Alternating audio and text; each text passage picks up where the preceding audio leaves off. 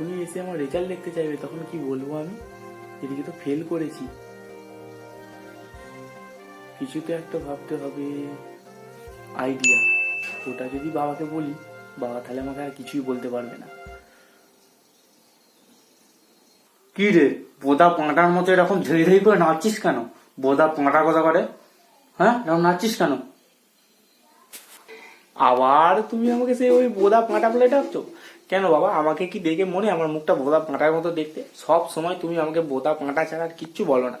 আমার মুখটা কি বোদা পাঁটার মতো দেখতে? বোদা পাঁটাকে বোদা পাঁটা বলবো না তো কি বলবো? ভালো পাঁটা বলে ডাকবো? চাকরি যাক বাদ দে, তোর আজকে রেজাল্ট বেরোনোর কথা ছিল না?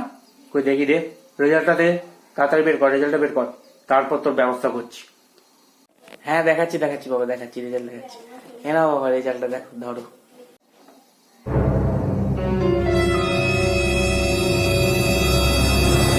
আরাম দাদা একটা, রেজাল্টের কি অবস্থা!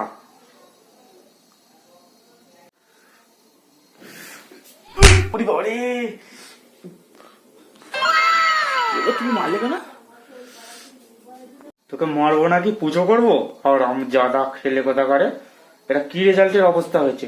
এটা কি রেজাল্টের অবস্থা হয়েছে? তুই তো ফেল করেছিস। আর আম জাদা কথা করে, বোতা পাঁটাই রয়ে গেলি।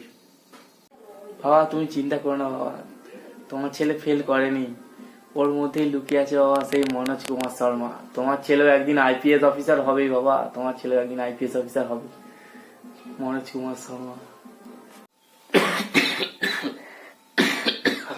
বোতা পাঁটা আরাম চাঁদা একটা, 12-এ ফেল করে ওনার কি আইপিএস অফিসার হবে?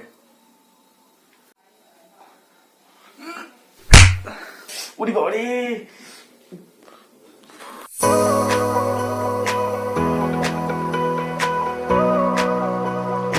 হ্যালো ফ্রেন্ড, ভিডিওটা যদি তোমাদের ভালো লেগে থাকে অতি অবশ্যই কমেন্ট বক্সে কমেন্ট করে জানাবেন, আর চ্যানেলটিকে অতি অবশ্যই সাবস্ক্রাইব করে দেবেন। দেখা হচ্ছে নেক্সট ভিডিওয়।